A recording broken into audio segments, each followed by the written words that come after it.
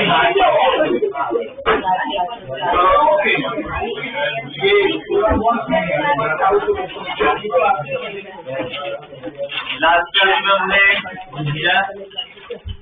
में हमने रिफ्रैक्शन पढ़ा था। आज पूरा नया टॉपिक स्टडी करना है, प्रिज्म के बारे में पढ़ेंगे। ठीक है, टॉपिक लिख लो।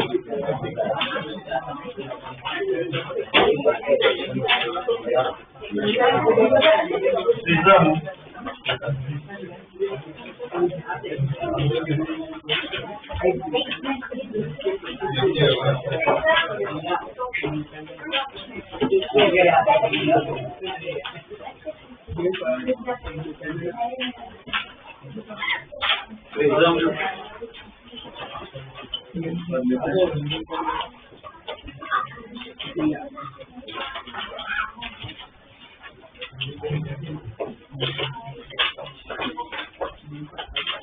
ओके, प्रिज्म समझते हैं क्या है। ठीक है, और वैसे तो देखा भी होगा प्रिज्म जो है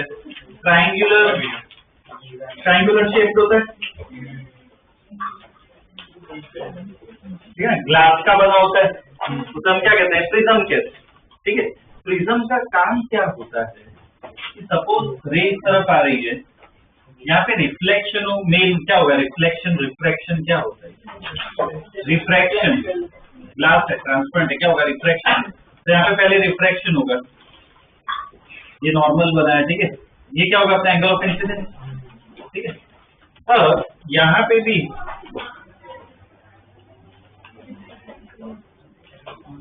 भी क्या होगा, रिफ्रैक्शन होगा।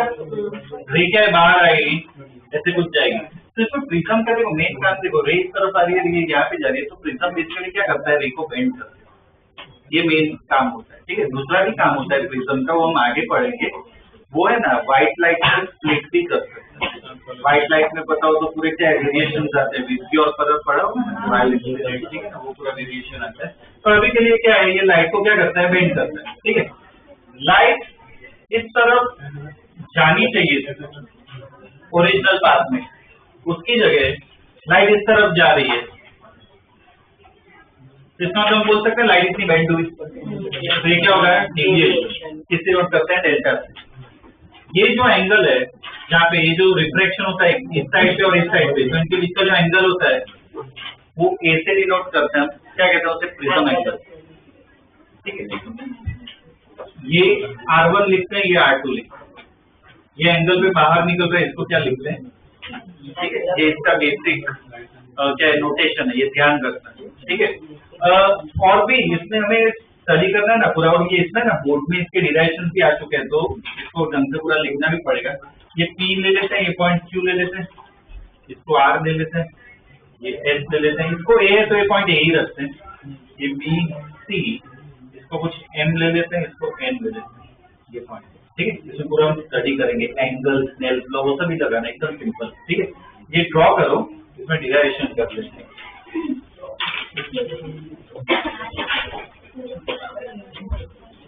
बड़ा रखना है डायग्राम, तभी ढंग से बना पाओगे।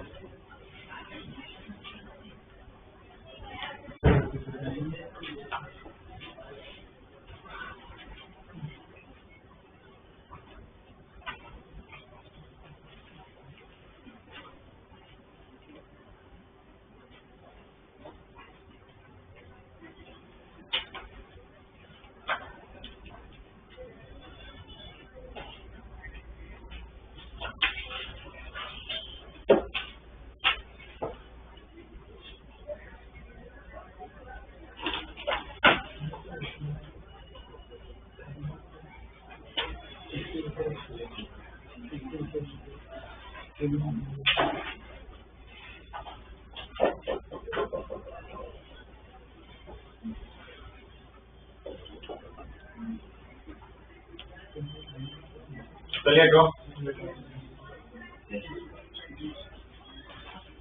इसमें ये एंगल स्टडी करना और स्नेल्स लॉ उतना लगाना है, ठीक है। तो उससे बेसिक डेरिवेशन इक्वेशन आ जाएगी, ठीक है। सिंपल ही है और बोर्ड में आ चुका है, ठीक है ना। तो इससे लिखने की जरूरत है।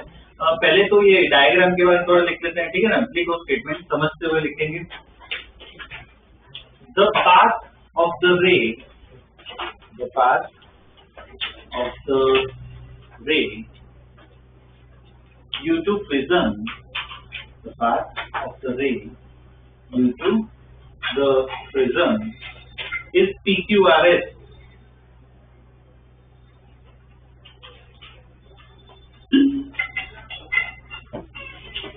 PQRS, ठीक है ना। वो क्या है, उसका पास हो जाएगा, ठीक है।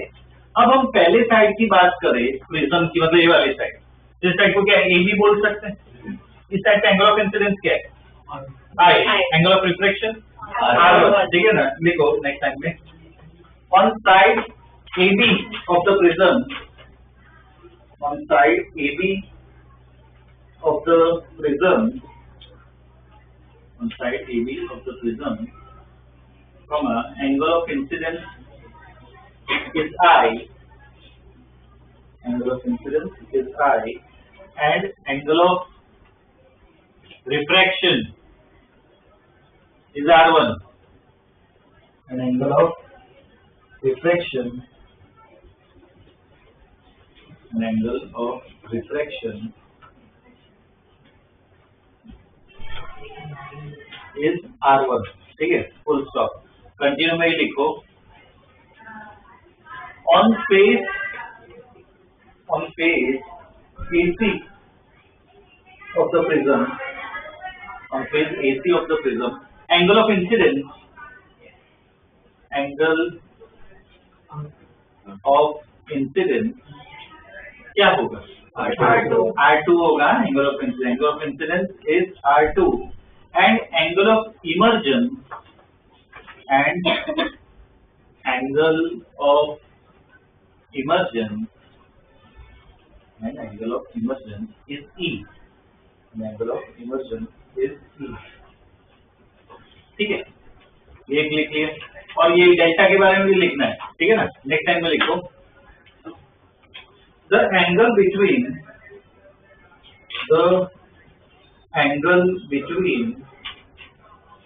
emergent ray RS, the angle between emergent ray RS and incident ray TQ, and incident ray TQ is called angle of deviation delta, is called angle of deviation delta. Statement होना है, इंसिडेंट रे और जो ये रे है emergent रे RS, उसके बीच का जो एंगल होता है क्या कहते हैं, डेविएशन एंगल कहते हैं, ठीक है ना। तो अपना ये टारगेट है डेल्टा, वो सब की इक्वेशन हमें बनानी है, ठीक है। तो अब एंगल स्टडी करते हैं। तो इसमें क्वाड्रिलेटरल QARM, ये जो क्वाड्रिलेटरल है QARM, टोटल एंगल कितना होता है क्वाड्रिलेटरल, 360 होता है, ठीक है। मुझे बताओ AQM, ये एंगल कितना होगा, 90 नॉर्मल है भाई, कितना 90 डिग्री। ARM वो भी क्या होगा, 90 डिग्री, ठीक है। लिखो, for quadrilateral AQMR, for quadrilateral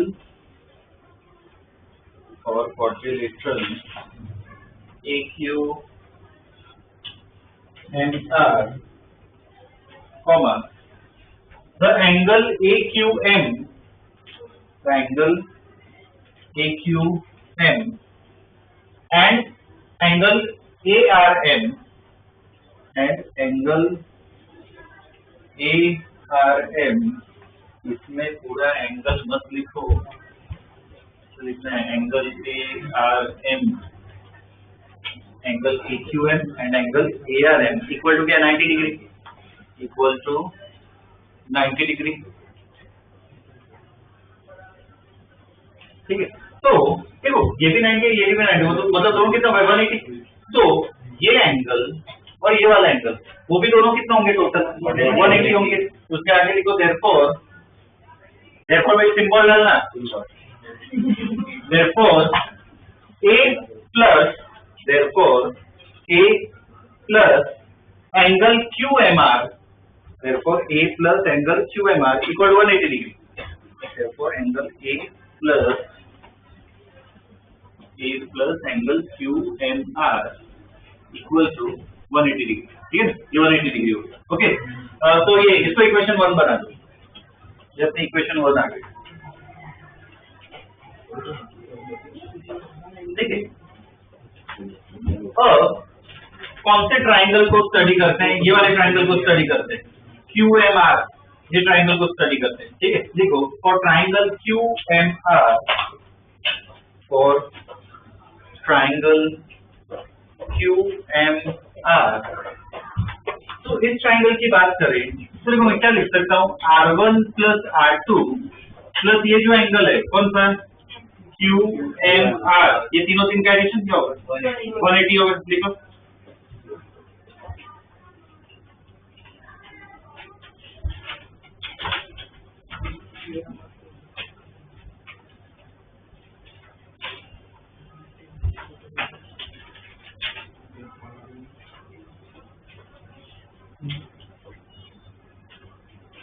इसको सेकेंड इक्वेशन कर दो। ठीक है ना, ये सेकेंड इक्वेशन हो गई अपनी। अब दोनों को कंपेयर करो तो देखो 180 के बराबर है, QMR के बराबर है, तो क्या बोल सकते हैं एक इसके बराबर है। ठीक है, लिखो on comparing equation 1 and 2, on comparing equation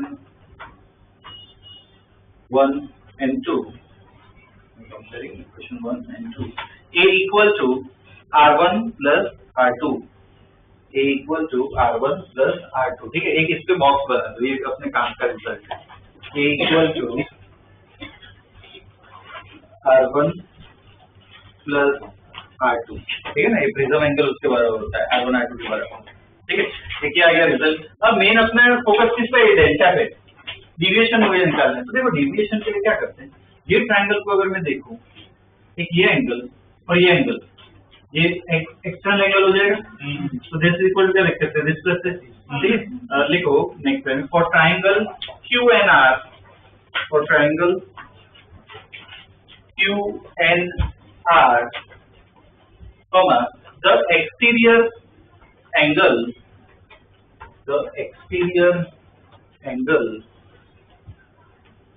delta equal to the exterior angle delta equal to angle NQR, delta equal to angle NQR plus angle NRQ। समझा, डेल्टा इक्वल क्या होगा, एंगल NQR और एंगल NRQ। ठीक है ना, ये angle हो गए। अब तो डेल्टा इक्वल टू ये एंगल बता सकते हो कितना होगा, ये पूरा I है, ये R1 है, ये I है तो पूरा भी I होगा, I कितना होगा I माइनस R1। वैसे ही ये वाला एंगल बता E माइनस R2, तो delta equal to I plus E को मैं लिख रहा हूँ, ये दोनों माइनस में है, ऐसे लिख सकते हैं। हमने ऑलरेडी इसको प्रूव कर दिया किसके बराबर है, ये डेल्टा की equation I plus E minus. ठीक है,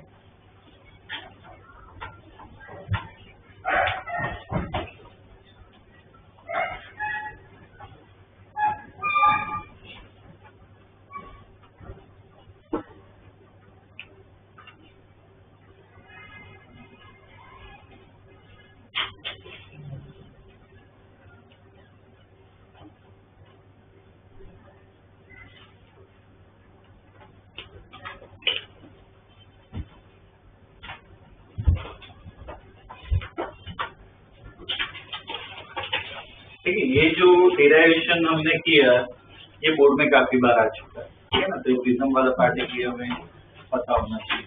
ठीक है, इतना देख लिया। अब देखो इसका क्वेश्चन करते हैं इसके क्वेश्चन अलग अलग वेरिएशन आएंगे, वो मैं बताऊंगा अभी। इसमें अलग अलग क्वेश्चन आते हैं। बेसिकली इसमें ना तुम्हें से एंगल स्टडी करना आना चाहिए, स्नेल्स लॉ तो लगाएंगे क्योंकि रिफ्रैक्शन हो रहा है, ठीक है।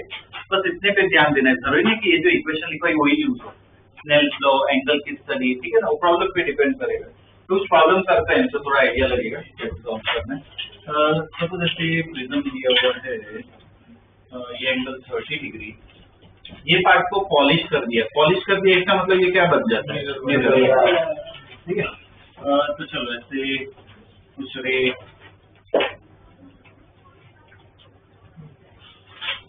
ऐसे कुछ रे आ रही है, ठीक है ना। ये n इसका ले लो √2, यहाँ पे आसपास है, ठीक है। ड्रॉ करो।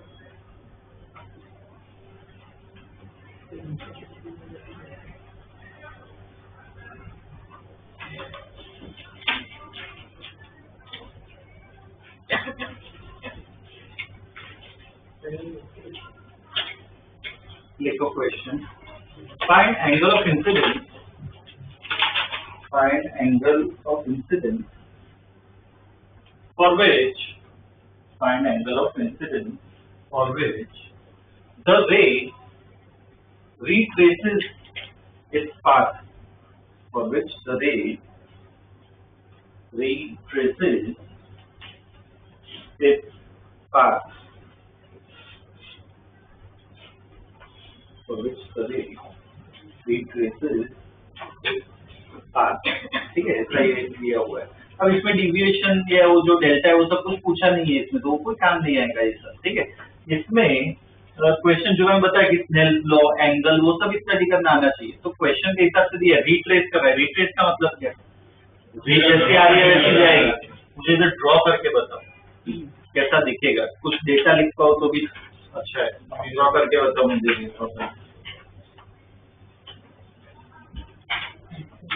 हमने मिरर के बारे में थोड़ा पढ़ा है।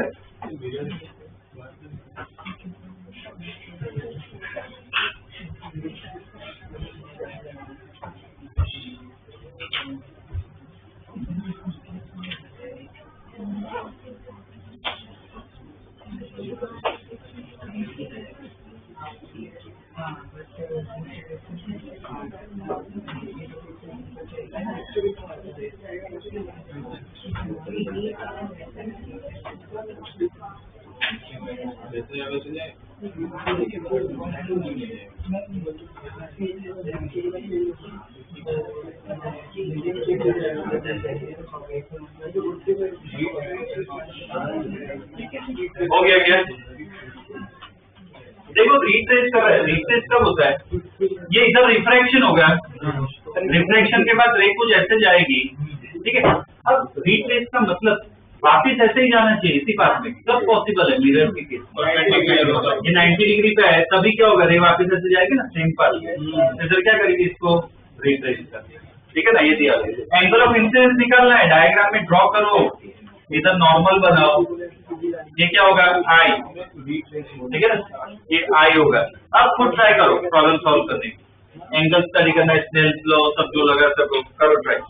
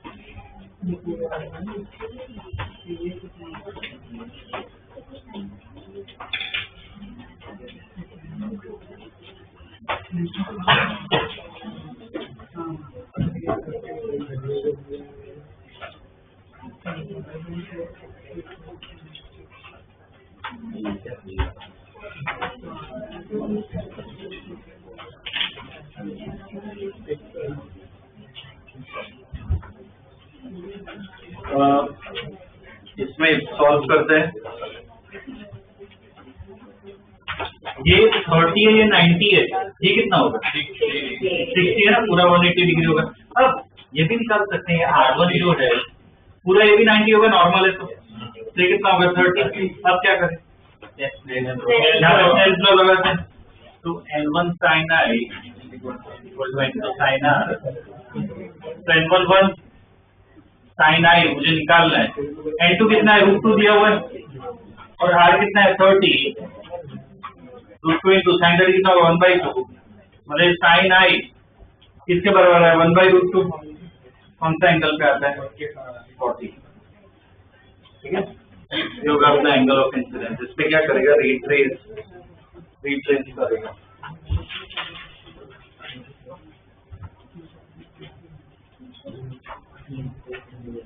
ठीक है, नेक्स्ट क्वेश्चन। देखो, at what angle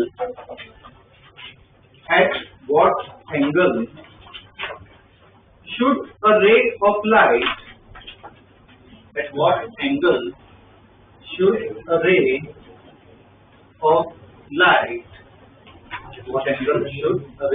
light be incident? At what angle should a ray of light be incident on face of a prism? On face of a prism of refracting angle 60 degree, of refracting angle 60 degree, so that it suffers total internal refraction, so that it suffers total internal refraction, total internal reflection, ठीक है ना, not reflection, total internal reflection at the other face, at the other face, ठीक है। ये और question mark, ठीक है, question mark डालना है। कंडीशन में लिखो n equal to 1.524, n equal to 1.524 for prism, ठीक है। और देखो इसमें ना एक्स्ट्रा इंफॉर्मेशन दे रखी है, वो लिख लो, कैलकुलेशन में काम आएगा। एक लिखो sin 41 equal to 0.656, sin 41 equal to 0.656, ठीक है, ये दिया हुआ है। और sin 19 sin 19 इक्वल टू 0.3256, 0.3256, ठीक है, इतना दिया हुआ है। ओके, इसमें भी सेम रे डायग्राम के बारे में सोचो कि कैसा दिखेगा, ठीक है, बनाए कि ट्राई करो। टोटल इंटर रिफ्लेक्शन ऐसा कुछ हमने पढ़ा था, याद हो तो सोचने की ट्राई करो कि क्या हो सकता है। डायग्राम बनाओगे ना, उस पर ही सोल्यूशन आएगा।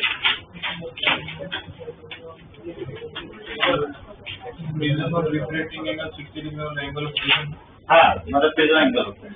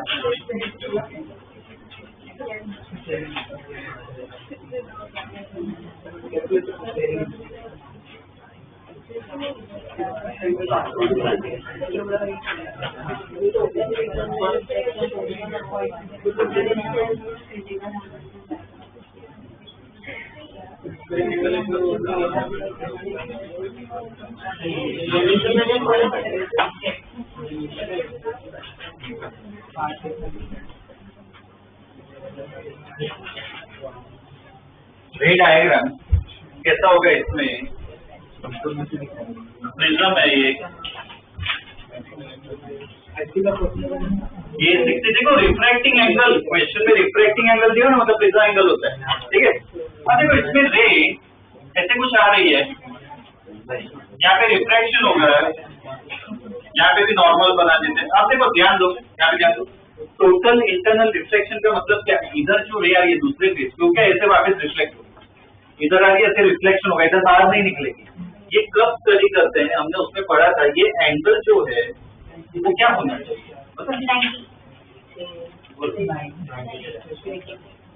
क्रिटिकल एंगल, क्रिटिकल एंगल से क्या होना चाहिए? तो टोटल इंटर रिफ्लेक्शन वाला केस है ना, ध्यान देना, ये बोले एनसीईआरटी क्वेश्चन है, कॉम्पिटिटिव में भी काम आएगा, बहुत बार पूछ चुके हैं। कभी भी टोटल इंटर रिफ्लेक्शन का पूछा कि भाई करवाना है नहीं करवाना है, मतलब किससे स्टडी करो? क्रिटिकल एंगल से। तो ये मैं क्या ले सकता हूँ? क्रिटिकल एंगल, ये आईसी ले सकता हूँ। तो रे कैसी जाएगी? क्रिटिकल एंगल हो एग्जैक्ट 90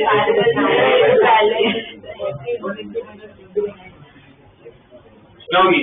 90 डिग्री में जाती है, रेज तो करके जाती है, ऐसा केस होता है। अगर ये एंगल इससे बढ़ जाए तो क्या होगा? Total internal reflection. तो कभी ध्यान रखना, ऐसा केस है, मैं ग्रेसिंग वाला केस स्टडी करूँ, ठीक है। अब इसमें देखो पूरा ये क्या कहते हैं, क्वेश्चन स्टडी करो, माइंड मैप बनाओ, क्या निकालना है क्वेश्चन में, क्या पूछना है, ये निकालना है। अब आइडिया लगाओ क्या है अपने पास, क्या पूछा है, ठीक है, और बोलो इसमें इधर अगर मैं स्नेल्स लॉ लगाऊं, ये एन दिया है कितना है? ओके, हाँ, तो चलो इधर अगर मैं स्नेल्स लॉ लगाऊं क्या मिल सकता है? स्नेल्स लॉ लगा है, पूरा सॉल्व नहीं करना है, दिमाग से सोचो क्या आईसी निकाल सकते हो। अब सोचो, अब आईसी पता है, अब और क्या करना है। हमने प्रिज्म के लिए फॉर्मूला पढ़ा भी डेरिवेशन में, A equal to R1 plus R2, तो A equal to R1 plus R2, तो क्या मिल सकता है R1, और मुझे तो ये चाहिए, वापस क्या लगाओ इसे माइनस कहते हैं। तुम सॉल्व नहीं कर रहे हो, बस एक मैथ बना रहे हो कैसे मुझे सॉल्व करना है, ठीक है। करो, ट्राई करो, मैंने वैल्यूज दे रखी है, कैलकुलेटर यूज कर सकते हो, ठीक है। जब फोन ना हो तो फोन यूज कर लो, ठीक है, इसमें जरूरत पड़ेगी कैलकुलेशन, करो, ट्राई करो, फोन यूज कर लो।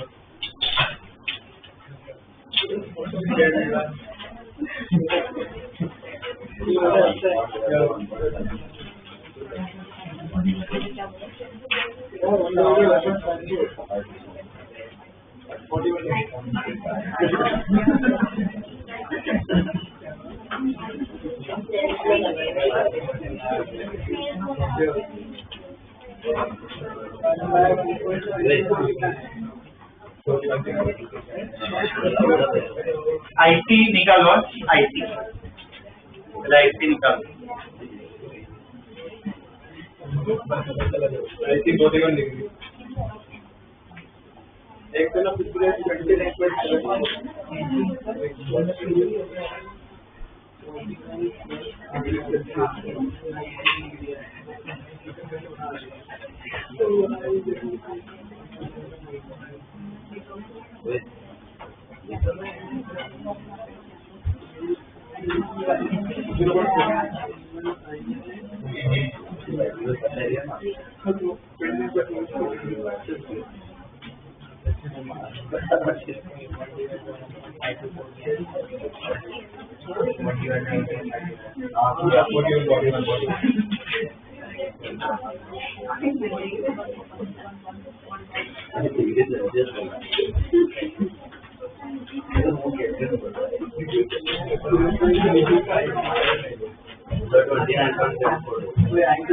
मतलब रफ्ते कितना 36 है,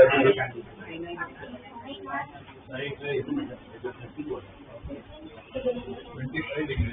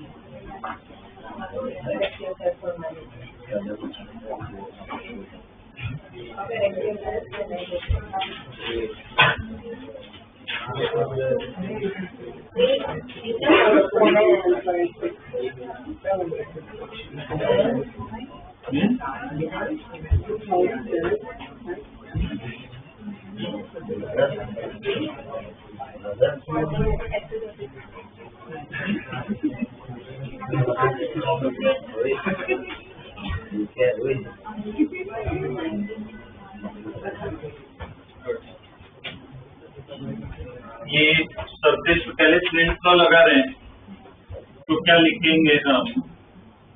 ये स्नेल्स लॉ का लिखो n1 sin r equal to n2 sin r, तो n1 इधर कितना होगा 1.524 sin ic equal to n2 क्या होगा 1 आपका स्क्वायर, sin r कितना होगा 90, तो sin ic इक्वल टू क्या आएगा 1/1.524, तो साइन आई कितना है, ये डिवाइड करो 0.656 और क्वेश्चन में दिया हुआ है कितना है आईसी 41 डिग्री। अब क्या लिख सकते हैं, A equal to R1 plus R2, तो A अपना 60 डिग्री है, R1 मुझे निकालना है, R2 किसके बराबर है, IC के बराबर ही होगा, तो R1 ये 41 है, तो R1 कितना है 19 डिग्री है ना। अब पहले सरफेस पे स्नेल्स लॉ लगाते हैं, तो N1 sin I equal to N2 sin R, तो N1 1 है, sin I मुझे निकालना है, N2 कितना होगा 1.524 इंटू sin 19, ये भी दिया हुआ है, sin 19 की भी वैल्यू दे रखी है, तो ये मल्टीप्लाई कर दो कितना आ रही है 0.496, रफली कितना 0.5 लिख सकते हो, इसका मतलब I को रफली कितना लिख सकते हो 30 डिग्री, ठीक है ना 30 डिग्री, ओके 30 डिग्री।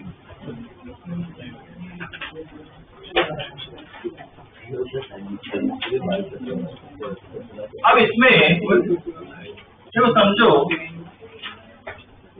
यहाँ पे हमें ना वो भी लिखना है I इससे ज्यादा होना चाहिए या कम होना चाहिए, तब पता चलेगा। मुझे तो टोटल इंटर रिफ्लेक्शन करवाना हो तो ये एंगल IC से ज्यादा होना चाहिए कम होना चाहिए, ज्यादा होना चाहिए तब होगा ना रिफ्लेक्शन। तो ये एंगल IC से मतलब 41 से क्या ज्यादा होना चाहिए। अगर ये एंगल ज्यादा हो इसका मतलब ये एंगल क्या होता है कम, equal to R1 plus R2, एक बड़ा है तो दूसरे को छोटा होना पड़ेगा, तो ये एंगल ज्यादा है तो इसको क्या कम करना पड़ेगा, ये कम है तो I को भी क्या होना पड़ेगा कम होना पड़ेगा। मतलब केस क्या आएगा लिखो इसके नीचे की for total internal reflection I less than 30 degree, for total internal reflection I less than 30 degree, ठीक है ना, उससे कम एंगल पे जाना चाहिए तो रिफ्लेक्शन होगा, ठीक है। कॉम्पिटिटिव में भी ऐसे क्वेश्चन आ चुके हैं, ठीक है, तो ये पार्ट क्या है ध्यान में रखो, भले एनसीईआरटी का क्वेश्चन अच्छा क्वेश्चन नहीं है। इसमें इसके कुछ ट्रिक्स भी है, इसके कुछ ट्रिक्स भी है, फॉर्मूला ही डायरेक्ट आते हैं, वो अभी मैं नहीं लिखवा रहा हूँ, बुक में तो डाल दूंगा, लिख लेना आराम से, ठीक है, उसके प्रॉब्लम्स भी दिए हुए डायरेक्ट कर सकते हैं, ठीक है। तो कुछ जगह आ चुका है जेडल नीट में डायरेक्ट फॉर्मूला बेस्ड, अगर तुम्हें फॉर्मूला याद हो ना डायरेक्टली लगा सकते हो, वरना फिर स्नेल्स लॉ एंगल वो सब स्टडी करना पड़ता है, ठीक है, तो मैं ग्रुप में डाल दूंगा, ठीक है ना, अभी तो ढंग से स्टडी करेंगे। अब इसमें ना एक और पार्ट जो स्टडी करना है काम का है वो देखो डिविएशन है, डिविएशन का फॉर्मूला में डिराइव किया है I प्लस E माइनस ए, तो डिविएशन मेन किस पे डिपेंड करता है I पे, एक पर्टिकुलर प्रिज्म की बात करूं तो A फिक्स है, मैं I चेंज करूं तो E भी चेंज होगा और साथ में क्या होगा डेल्टा भी चेंज होगा, तो इसका ना ग्राफ आता है, वो ग्राफ हमें स्टडी करना है, वो भी सेम बोर्ड में काफी बार आ चुका है, कंप्यूटर पार्ट में भी वो ग्राफ काम आएगा, ठीक है, समझाता हूं वो ग्राफ कैसे स्टडी करना है, ठीक है। देखो graph of deviation angle, graph of deviation angle versus incidence angle, graph of deviation angle versus incidence angle, deviation angle versus incidence angle, उसका ग्राफ में डायरेक्ट बताता हूँ। इसके ना बहुत कॉम्प्लिकेटेड इक्वेशन आती है, क्योंकि स्नेल्स लॉ वो सब लगाओगे तो साइन आएगा, साइन इनवर्स आएगा, सब कुछ एक इक्वेशन में आएगा, अब उसका ग्राफ ड्रॉ करना बहुत मुश्किल होता है। तो उसमें ना क्या होता है, तो ग्राफ कैसे ड्रॉ करते हैं, एक तरीका क्या होता है ब्रूट फोर्स मेथड कहते हैं। ब्रूट फोर्स मतलब क्या, वैल्यू डाल डाल के ऐसे प्लॉट करो, मतलब मेहनत वाला काम, तो उससे क्या है ग्राफ प्लॉट कर सकते हो। और अभी के जमाने में अगर हम देखें तो कंप्यूटर्स है अपने पास, काफी सारे ऐसे सॉफ्टवेयर अवेलेबल है, प्रोग्राम्स अवेलेबल है, जिसमें तुम इक्वेशन डालो ना तो पूरा ग्राफ आ जाएगा, ठीक है। तो इसका ग्राफ डायरेक्ट मैं ड्रॉ कर रहा हूँ, बता रहा हूँ, ठीक है। इसका ग्राफ ऑलमोस्ट है ना ऐसा ही कर्व जैसा आता है, ऑलमोस्ट सिमेट्रिक होता है, ऑलमोस्ट एग्जैक्ट नहीं पर ऑलमोस्ट सिमेट्रिक तुम बोल सकते हो, ठीक है, ऐसा ग्राफ आता है। यहाँ पे डिविएशन और यहाँ पे एंगल ऑफ इंसिडेंस, पहले बढ़ रहा है, कम हो रहा है, बाद में वापस बढ़ रहा है। इधर में क्या बोल सकता हूँ, मैक्सिमम एंगल है, यहाँ पे जो डिविएशन मिलता है वो क्या होता है मैक्सिमम, यहाँ पे जो डिविएशन मिल रहा है वो क्या है मिनिमम, ठीक है ना। अब इसमें कुछ पॉइंट्स लिखवा रहा हूँ, वो डायरेक्ट स्टडी कर सकते हैं, ठीक है, इसमें डिराइवेशन की जरूरत नहीं है। मैक्सिमम डिविएशन कब मिलता है, जब एंगल ऑफ इमर्जेंस, कुछ एंगल ये आई ले लेते हैं, एंगल ऑफ इमर्जेंस गारंटी कितना होगा 90 डिग्री। अगर ऐसा केस है ना तो तुम बोल सकते हो डिविएशन मैक्सिमम मिलने वाला है, ठीक है। इसके अभी जो प्रॉब्लम किया उसमें जो ऐसा केस है, एंगल ऑफ इमर्जेंस क्या 90 डिग्री है, ठीक है। तो ये वाला जो केस है ना उसमें जो डिविएशन मिल रहा है ना वो मैक्स, बोले पूछा ना हो और तुम बता सकते हो इसमें डिविएशन क्या मिलेगा, मैक्सिमम मिलेगा, ठीक है। अब एग्जैक्टली क्या करो, ये जो एरोस ड्रॉ की है, ठीक है, अब ये एरो पूरी उल्टी कर दो, तो अब एंगल ऑफ इंसिडेंस कितना हो जाएगा 90 और एंगल ऑफ इमर्जेंस कुछ ई होगा। तो ये दूसरा केस इधर भी तुम्हें ना मैक्सिमम डिविएशन मिलेगा, कब मिलेगा इधर, जब आई 90 डिग्री होगा और ई की कुछ वैल्यू होगी।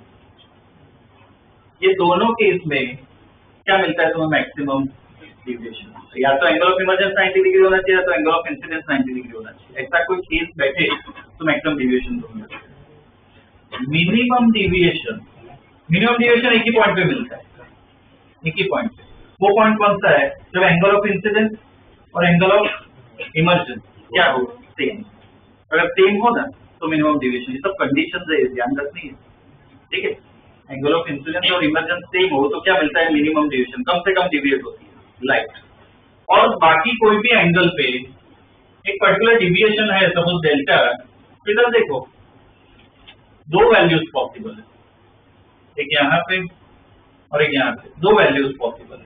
कब पॉसिबल है ये वैल्यू, मान लो एंगल ऑफ इंसिडेंस कुछ x है तो एंगल ऑफ इमर्जेंस मिलेगा वो कुछ y लिख दो। सेम डिविएशन तुम्हें कब मिलेगा, बहुत ही सिंपल है, रेखो उल्टी कर दो तो I की वैल्यू क्या हो जाएगी y, E की वैल्यू क्या होगी x, ठीक है। वापस रिपीट कर रहा हूँ, कोई x डिग्री पे तुम्हें डिविएशन कुछ मिल रहा है, एंगल ऑफ इमर्जेंस कुछ होगा y, तो सेम डिविएशन तुम्हें कब मिलेगा, जब एंगल उल्टे हो जाए। एंगल ऑफ इंसिडेंस y हो जाएगा, एंगल ऑफ इमर्जेंस क्या हो जाएगा x, पर डिविएशन क्या मिलेगा वो ही मिलेगा। इंटरचेंज करते हैं, बहुत इंपॉर्टेंट ग्राफ है, इसके मैं प्रॉब्लम्स करवाऊंगा, ठीक है। तो बोर्ड में भी आ चुका है तो इसकी थोड़ी थियरी वो भी लिखनी पड़ेगी। ये ड्रॉ कर दो, थोड़ा बड़ा डायग्राम ड्रॉ करना, जैसा ऐड करना है, थियरी लिखवा रहा हूँ।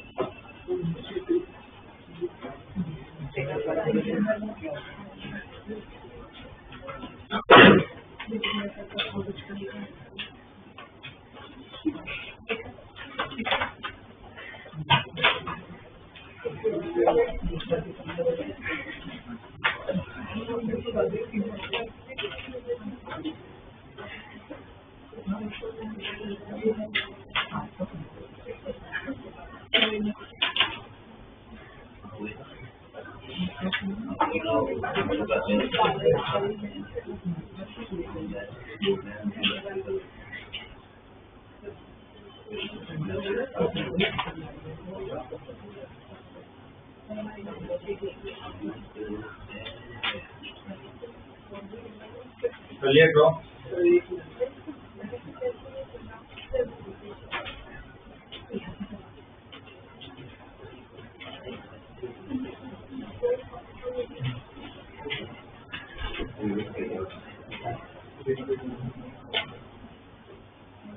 ओके, स्टेटमेंट लिखो इसमें। देखो the graph shows that, the graph जो डिस्कस किया है बस उसको लिख रहे हैं, ठीक है।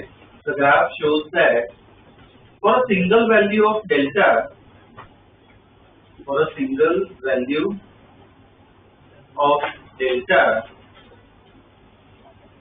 there are two possible values of I. There are two possible values of I as well as E. There are two possible values of I as well as E. ये क्या बोल रही है स्टेटमेंट? ये पर्टिकुलर डेल्टा हो तो देखो x और y लिखा है ना। अगर I इक्वल टू x है तो I इक्वल टू y पे भी तुम्हें सेम डिविएशन मिलेगा, ठीक है। दो वैल्यू पॉसिबल होती है, ठीक है। नेक्स्ट टाइम लिखो, due to symmetry, due to symmetry, the deviation angle delta, due to symmetry, the deviation angle delta remains same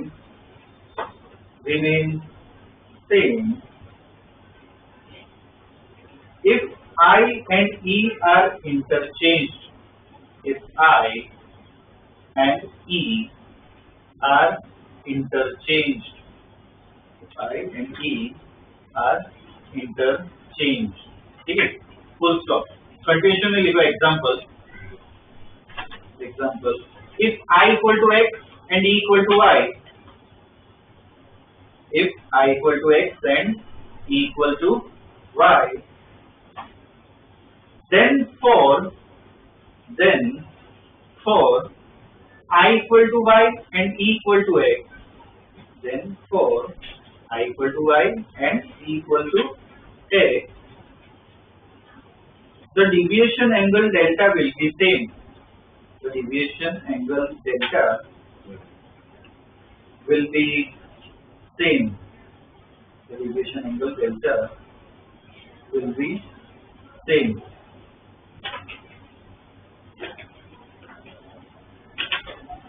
ठीक है।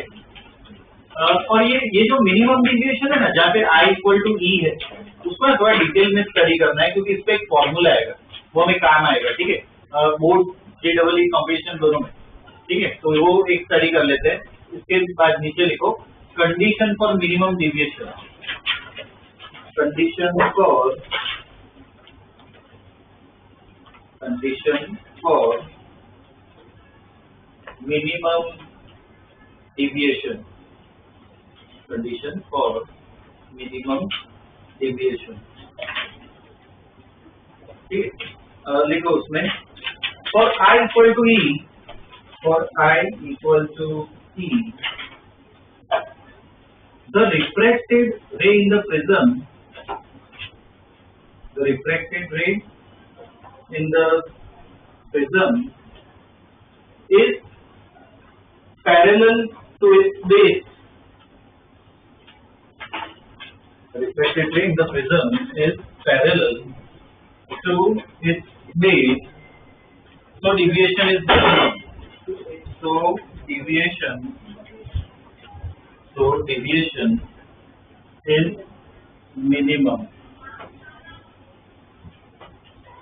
So deviation is minimum. क्या होता है ये मिनिमम डिविएशन में? ये सपोज एंगल ऑफ इंसिडेंस है आई, रिफ्रैक्शन में कैसा होता है? ये जो रे है ना, रिफ्रैक्टेड रे ये वाली, और ये जो बेस है प्रिज्म का, दोनों क्या होते हैं? पैरेलल। मिनिमम डिविएशन, ठीक है। ये वापस नॉर्मल बनाया, ये वापस जैसे इमर्ज हो रही है, ये एंगल ऑफ इंसिडेंस ई, ये आई भी किसके बराबर होगा? ई के बराबर, ठीक है। ये प्रिज्म एंगल को 6 ले लेते हैं। आसपास मान लो रिफ्रैक्टिव इंडेक्स n1 है, प्रिज्म का n2 ले लेते हैं, ठीक है, इसको थोड़ा स्टडी करना है यहाँ पे, स्नेल लॉ सब लगाएंगे, एक फॉर्मूला आएगा प्रॉपरली।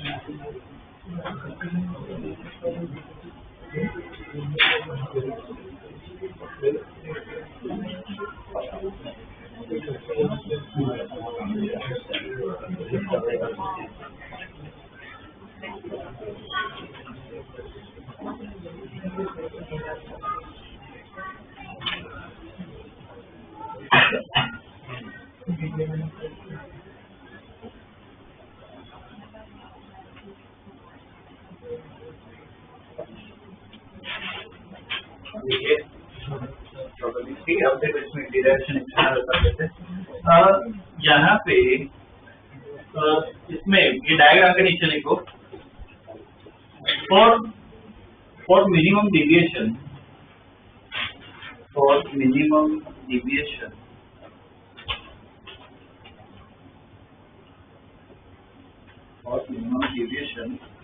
सिंबल ले लो डेल्टा मीन, डेल्टा और सबस्क्रिप्ट में लिखो min MIN, for minimum deviation delta min, comma I equal to E। अब देखो I इक्वल टू E है ना, तो क्या लिख सकते हो, R1 इक्वल टू R2 होता है, सिमेट्री है, ठीक है। देखो for I equal to E, comma R1 equal to R2, R1 equal to R2, ठीक है। तो अब देखो A इक्वल टू क्या होता है, R1 प्लस R2 होता है, ये देखा हमने। तो A को मैं क्या लिख सकता हूँ, 2R1 लिख सकते हैं, ठीक है। एक इस पे बॉक्स बना दो, एक काम का रिजल्ट है, ठीक है। A इक्वल टू क्या है, 2R1,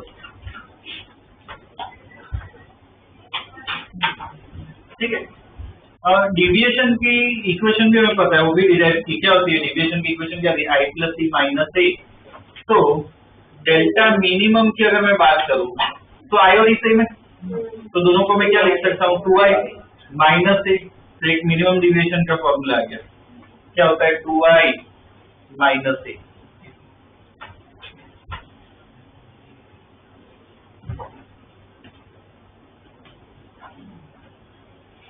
ठीक है, अब हमें क्या करना है, स्नेल्स लॉ लगाना है। स्नेल्स लॉ से ना एक और फॉर्मूला है, कहाँ पे स्नेल्स लॉ लगाएंगे, यहाँ पे स्नेल्स लॉ लगाते हैं, लिखो इसको, applying Snell's law at point of incidence, applying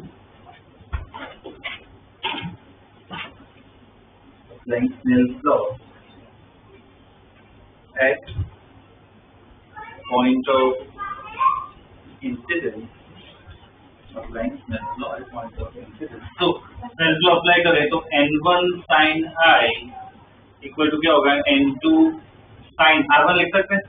तो देखो N1 sin I को ऐसे ही रख रहे हैं, N2 sin, अब देखो इधर सॉरी रीअरेंज कर देते हैं,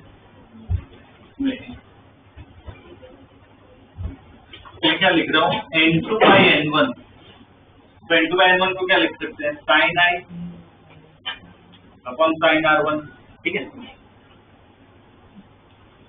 अब I और R1 वो है ना, यहाँ से सब्स्टिट्यूट करते हैं, इधर से मैं I को क्या लिख सकता हूँ, देखो इसको यहाँ पे लिख जाओ, delta minimum plus A by 2, इसको I लिख सकते हैं। तो I की जगह मैं क्या लिख रहा हूँ, delta minimum plus A by 2 upon sine R1 को क्या लिख सकता हूँ, A बाई 2, बस हो गया, ये अपना फॉर्मूला है। ठीक है, ये वाला एक काम का फॉर्मूला है, क्या काम आएगा बता रहा हूँ मैं, लिख लो ये।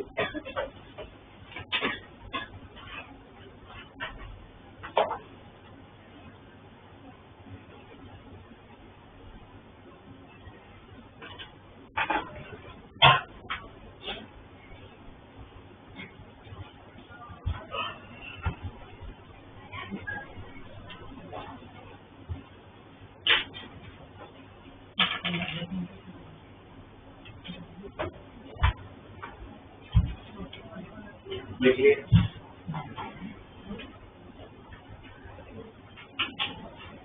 ये फॉर्मूला किस काम आता है, तुम्हें डेल्टा मिनिमम ये वो सब पता हो ना, तो तुम क्या ये N2 निकाल सकते हो। N2 मतलब किसका रिफ्रैक्टिव इंडेक्स है, प्रिज्म। ये फॉर्मूला ना इसके काम आता है रिफ्रैक्टिव इंडेक्स निकालने के लिए, इसके नीचे लिख लो।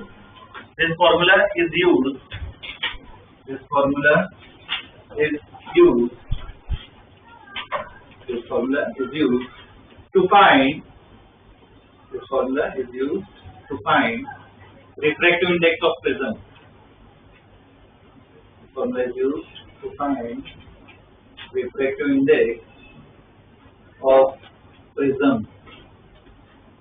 Refractive index of prism.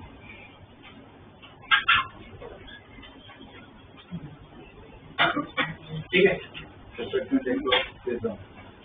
इसमें इसके बेस पे कुछ क्वेश्चंस कर लेते हैं, जो ग्राफ कर लिया ये फॉर्मूला देकर के इसमें प्रॉब्लम्स कर लेते हैं, बाद में एक और पार्ट बचे प्रिज्म हो जाएगा अपना। लिखो question, a parallel beam of light, a parallel beam of light is incident on prism, a parallel beam of light is incident on prism. ठीक है, full stop. Angle of minimum deviation, angle of minimum deviation is 40 degrees. Angle of minimum deviation is 40 degrees. ठीक है. Find refractive index of prism. Find refractive index, find refractive index of prism. ठीक है, full stop. The refracting angle of prism, the refracting angle of prism is 60 degrees. The refracting angle of prism is 60 degrees. ठीक है, full stop. ये पहला part है पूरे question का, इसमें दूसरा पार्ट भी दिया हुआ है, तो नेक्स्ट लाइन में लिखो क्वेश्चन। ठीक है, दूसरा पार्ट है, if prism is placed in water, if prism is placed in water, bracket लिखो n equal to 4/3, if prism is placed in water, n equal to 4/3, then what is the new angle of minimum deviation, then what is the new angle of minimum deviation, and what is the new angle of minimum deviation. ठीक है, ये इतना किया हुआ है। ठीक है, try करो ये अपने आप। दो पार्ट है इसमें, वैसे थोड़ा डिस्कस कर लेते हैं, ठीक है, तो अपना भी करना है। इसमें देखो फोन यूज कर रहे हो तो साइंटिफिक कैलकुलेटर होगा उसमें, ठीक है, तो साइन की वैल्यू ना पता हो तो यूज कर लेना। इसमें पहले पार्ट में कुछ ना दिया हो, मतलब प्रिज्म को किसमें रखा है, क्या क्या डेटा दिया हुआ है, पहले पार्ट में तो लिखना, ये एनसीईआरटी का है, तो पहले मतलब प्रॉपर स्टेटमेंट डालो। पहले पार्ट में क्या लिखो, when prism is placed in air, when prism is placed, when prism is placed in air, तो उस केस में डेटा लिखो, ए कितना है 60 डिग्री, और क्या क्या दिया बोलो, डेल्टा मीन कितना है 40 डिग्री, डेल्टा मीन जो 40 डिग्री, और कुछ n1 क्या है 1 लिखोगे ना, n1 इक्वल टू 1 और n2 equal to question mark, बोलो क्या यूज करें, ये वाला फॉर्मूला यूज कर सकते हैं, ठीक है, फॉर्मूला यूज करोगे N2 मिल जाएगा, करो ट्राई करो।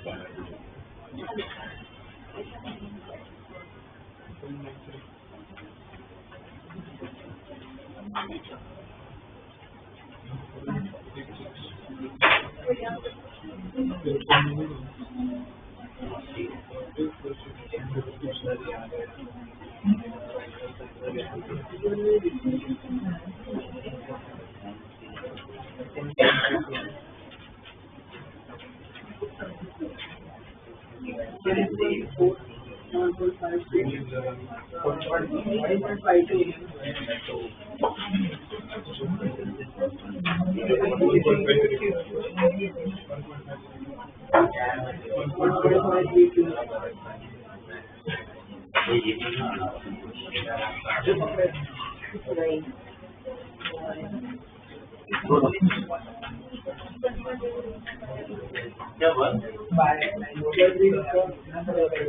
नहीं इधर सेंस को तो लगाया डायरेक्ट फॉर्मूला है ना, सेंस को तो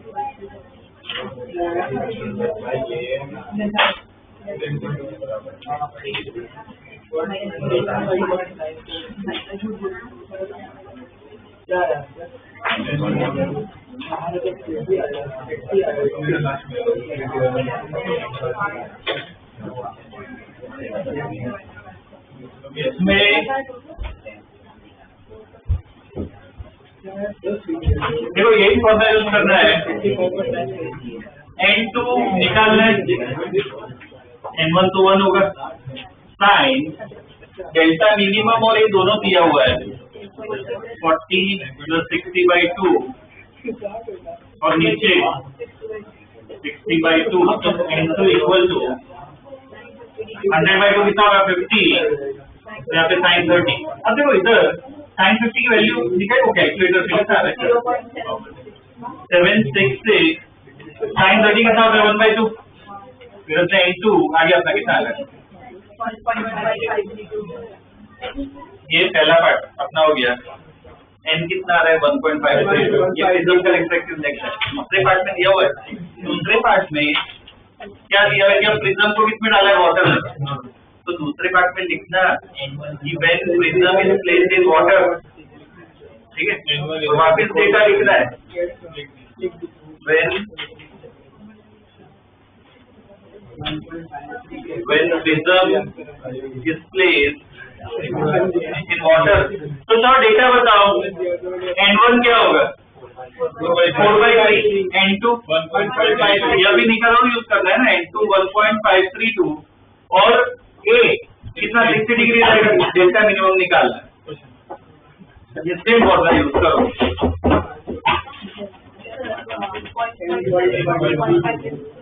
नहीं 0.57 तो अभी के लिए कैलकुलेटर यूज करो, बाकी उसमें तो वो लॉग बुक जैसे भी दिया होगा,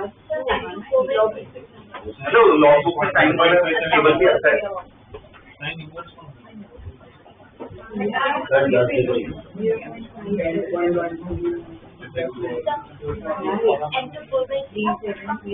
n1 4/3 होगा ना, n2 तो ये ना निकाला, n2 तो कोई रास्ता नहीं है। 10.12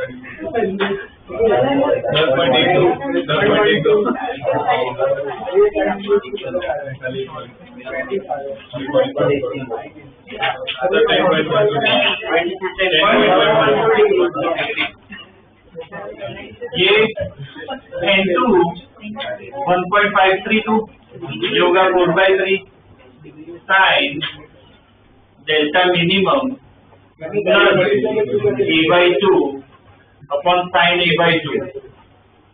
तो ये वैल्यू हमें पता है, sin 30 इस तरफ गया, तो 1.532 4/3 sin 30 यहाँ पे 1/2 डाल दिया equal to sin delta minimum plus 60/2। ये वैल्यू कितनी आ रही है, ठीक है 1 पॉइंट नहीं कैसे 1.35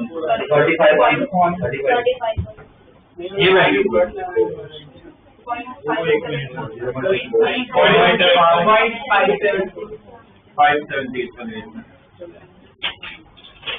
अब से ये भी हमें नहीं पता है कौन सी वैल्यू का आएगा, तो इसका साइन इनवर्स कौन से करो, कितना 0.06 डिग्री।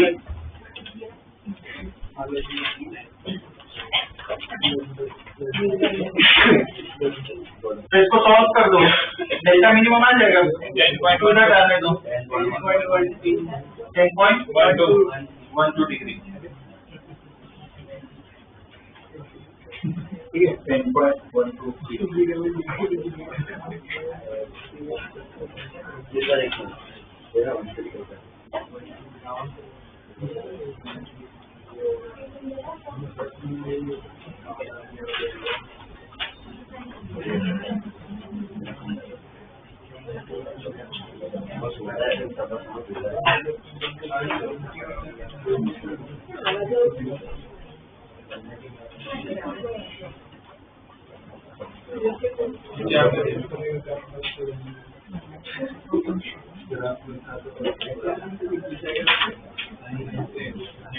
ठीक है,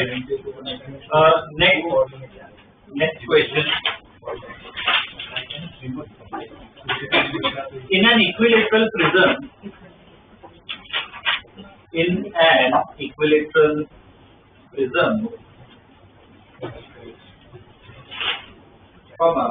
the angle of deviation is 40 degree. The angle of deviation is 40 degree. Full stop. The difference in two values of incident angle, the difference in two values of incident angle, the difference in two values of incident angle is 20 degree, at which the deviation is 40 degree, at which the deviation is 40 degree, at which the deviation is 40 degree. Okay, full stop. What are the possible values of I?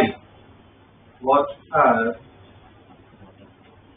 the possible values of I? What are the possible values of I. Option देखो, इसमें option दे रहा हूँ। पहला option 20 degree, दूसरा option 40 degree, तीसरा option 50 degree और last option 60 degree. ठीक है, इसमें क्वेश्चन समझो। पहले तो इक्विलेटरल प्रिज्म है, मतलब क्या बोल सकते हो? ठीक है ना, एक तो वो बोल सकते हो। ठीक है, और इसमें डिविएशन दिया हुआ है 40 डिग्री का, तो इधर मेंशन नहीं किया है मैक्सिमम डिविएशन है, मिनिमम डिविएशन, ऐसा कुछ मेंशन नहीं किया है। तो इसमें क्या डिविएशन कोई भी हो सकता है, रैंडम है। मिनिमम डिविएशन नहीं होगा, मिनिमम हो ना तो क्वेश्चन दिया ही होता है कि मिनिमम डिविएशन इतना है, नहीं दिया होगा, मतलब कोई भी रैंडम हो सकता है। तो ग्राफ में बताओ कौन सा वाला पार्ट स्टडी करें? इधर ग्राफ का नॉलेज कौन सा मतलब कौन सा एक्स और वाई वाला, कि अगर दो वैल्यू पे पॉसिबल होता है। अगर पहली वैल्यू में I1 इक्वल टू अगर मैं एक्स लूं तो E1 की वैल्यू क्या होगी? वाई। तो दूसरा कब रिपीट होगा? I2 वाई हो जाएगा और E2 क्या हो जाएगा? वो नॉलेज यूज करना है। ठीक है ना, इतना यूज कर सकते हो, उतना बस लिख लो इसमें। ठीक है, इक्वल टू 60 डिग्री लिख सकते हो। ठीक है, और क्या लिख सकते हो? For I1 equal to x, E1 equal to y, for I1 equal to x, E1 equal to y, delta equal to 40 degree. I1 equal to x, E1 equal to y, delta equal to 40 degree. ठीक है, और क्या लिखोगे कि due to symmetry,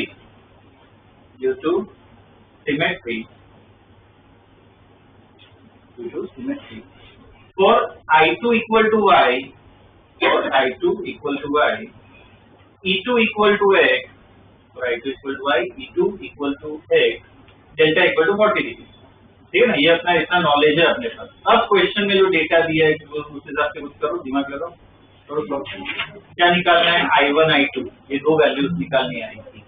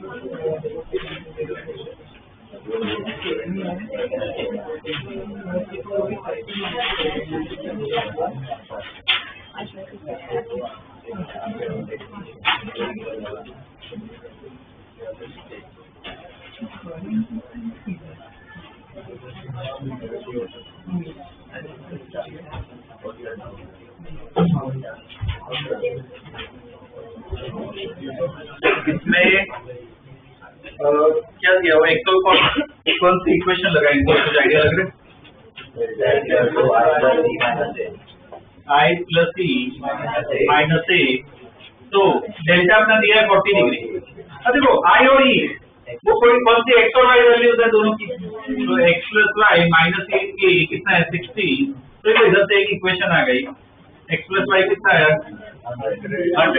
एक equation है, दूसरी equation एक और इन्फॉर्मेशन दे रहा है कि दोनों का जो डिफरेंस है आई का वो कितना है 20 डिग्री के बराबर है। पहले में हमने आई क्या लिया था एक्स, दूसरे क्या लिया था वाई, तो तुम क्या लिख सकते हो एक्स माइनस वाई जो डिफरेंस है वो क्या है 20 डिग्री के बराबर है। कर दो सॉल्व दोनों को, तो एक्स और वाई आ जाएगा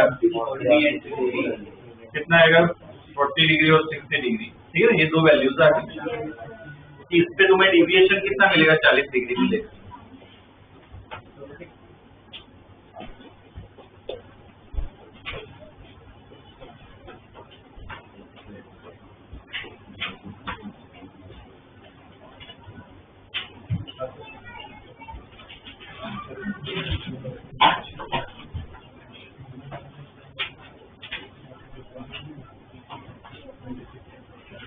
ठीक है, ये इतना आपने स्टडी कर लिया है। अब बस एक छोटा सा पार्ट बचा है, ये भी है ना एनसीईआरटी में दिया और सेम वो कम्पिटिटिव पार्ट में काम का ही है। लिखो thin prism, thin prism.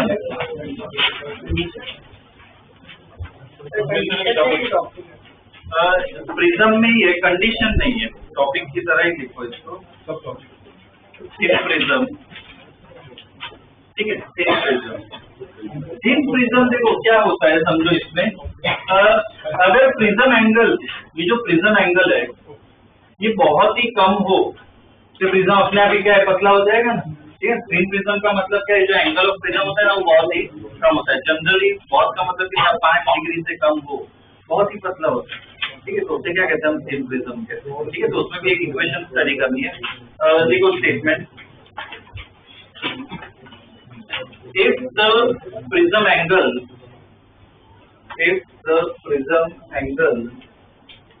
is very less, if the prism angle is very less, bracket में लिखो less than 5 degree, if the prism angle is very less, ठीक है, लिखो less than 5 degree, then the prism is said to be thin. Then the prism is said to be thin. And the prism is said to be thin. ठीक है, तो उसके इसमें ना deviation का एक फॉर्मूला है, ये पहले तो ये फॉर्मूला लिखो जो हमने डिराइव किया था प्रिज्म के लिए, डेल्टा ये n2/n1 क्या था साइन।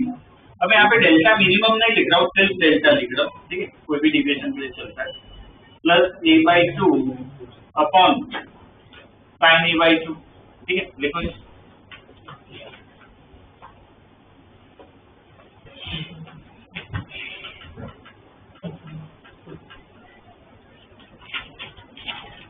देखिए, अगर प्रिज्म थिन हो तो साइन वाला पार्ट क्या हटा सकते हो ना कि साइन डेल्टा प्लस a/2, उसको क्या लिख सकते हो डेल्टा प्लस a/2, और सिमिलरली साइन a/2 को क्या लिख सकते हैं a/2।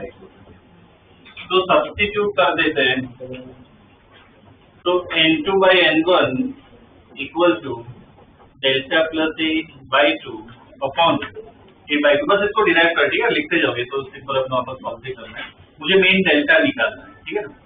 n2/n1 equal to delta plus a/a divide कर दिया वापस delta by a minus 1, delta by equal to n2/n1 plus 1, delta equal to a n2/n1 plus 1। ये अपना मेन रिजल्ट किया है, यहाँ पे लिखना होगा।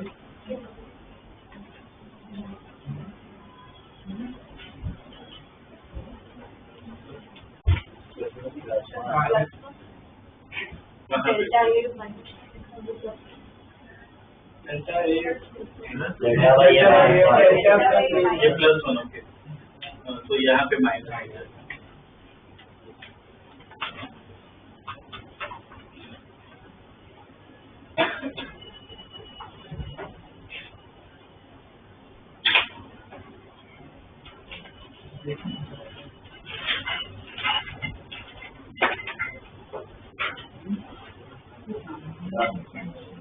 एंगल एकदम पतला हो जाता तो हम पीछे वाले एंगल को भी नहीं एंगल ऑफ प्रिज्म अगर क्या एक कम हो तो नीचे वाले तो ले सकते हैं angle of prism. Actually angle of prism कैसे डिफाइन होता है, इसका डेफिनेशन है। एंगल ऑफ प्रिज्म कैसे डिफाइन होता है, जो एडजेसेंट सरफेस पे रिफ्रैक्शन हो, सपोज ऐसे रिफ्रैक्शन हो तो ये अपना angle of prism. Suppose light ऐसे आ रही है, ऐसे जा रही है, अब ये एंगल ऑफ प्रिज्म नहीं है। तो स्किन प्रिज्म में मान के चल देंगे, ये कम और इधर reflection.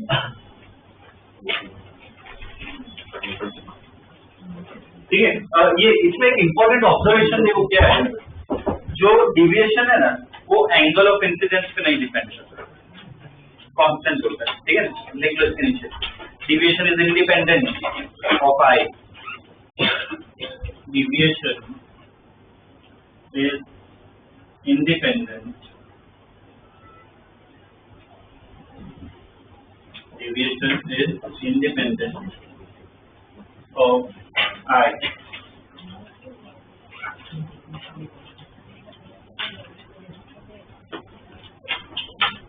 Deviation is independent of I. ठीक है, इसके बेस पे एक क्वेश्चन कर लेते हैं, ये ड्रॉ करो डायग्राम।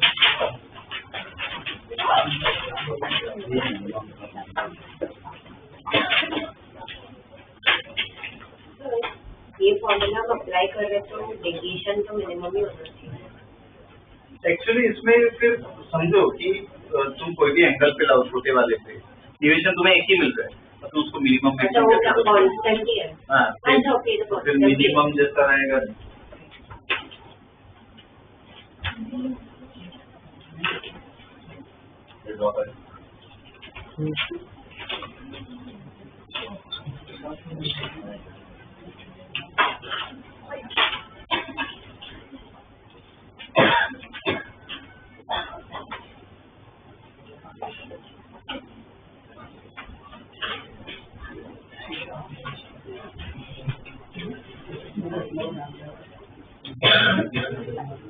चलिए लिखो question. A horizontal beam of light is incident on the prism. A horizontal beam of light, horizontal beam of light is incident on the prism. Horizontal beam of light is incident on the prism. Okay. Find total deviation. Find total deviation after reflection. Find total deviation after reflection from the mirror. After reflection from the mirror. ठीक है, इसमें ना रे diagram पहले बनाए के try करो, बाद में डिविएशन स्टडी कर पाओ।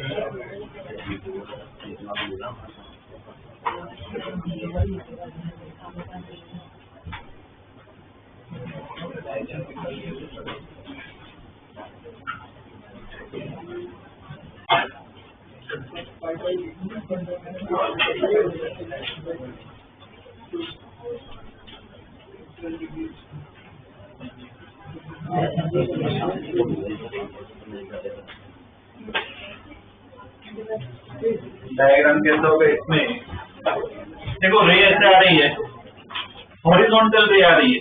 अभी तो इधर रिफ्लेक्शन होगा, वो कुछ डायरेक्ट बनाने की जरूरत नहीं है। मेन वो देखो कि ऐसे बेंड होके आएगी रे, हॉरिजॉन्टल रे आ रही है, इतना डिविएशन होगा देखो डेल्टा 1 लिख लो। अब इधर रिफ्लेक्शन के बाद रे को जैसे जाएगी तो यहाँ पे मिलेगा ना डिविएशन, इधर यहाँ से ड्रॉ करना आता है डिविएशन कैसे होता है, इंसिडेंट रे इस तरफ जा रही है उसके इधर गई तो ये होगा दूसरा डिविएशन। तो डेल्टा 1 डेल्टा 2 दोनों निकालना है, बाद में प्लस माइनस को खुद डिसाइड करो, ट्राई करो।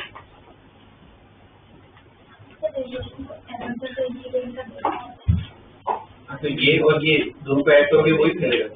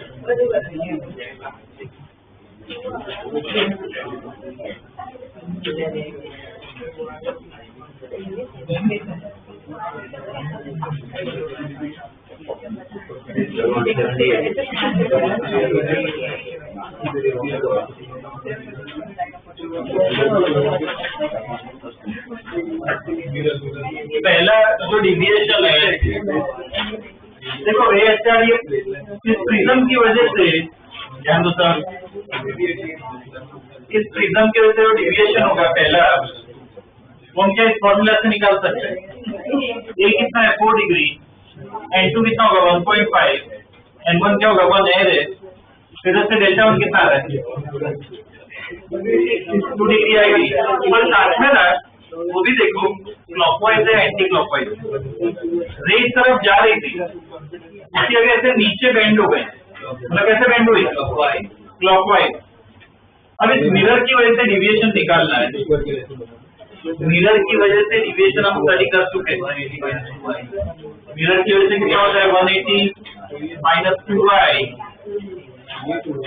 i क्या होगा एंगल ऑफ इंसिडेंस, ये होगा i, तो i क्या इसके बराबर होगा डेल्टा 1। यहाँ पे ध्यान दो सर, ये जो एंगल ऑफ इंसिडेंस है i वो क्या है डेल्टा 1 के बराबर होगा। ये अपना 2 डिग्री है तो ये भी कितना होगा 2 डिग्री, ये 180 माइनस 2 × 2, तो डेल्टा 2 कितना गया 176 डिग्री। इसमें डायरेक्शन देखो रे तरफ जानी चाहिए थी, उसकी जगह इधर डिविएट हो गई। कैसे डिविएट हुई क्लॉकवाइज, इधर भी क्लॉकवाइज यहाँ पे क्लॉकवाइज, तो नेट डिविएशन उसमें ऐड कर दो 178 डिग्री क्लॉकवाइज। कितना डिविएशन आएगा रे का, ठीक है। नेक्स्ट क्लास में लेंथ के बारे में पढ़ेंगे।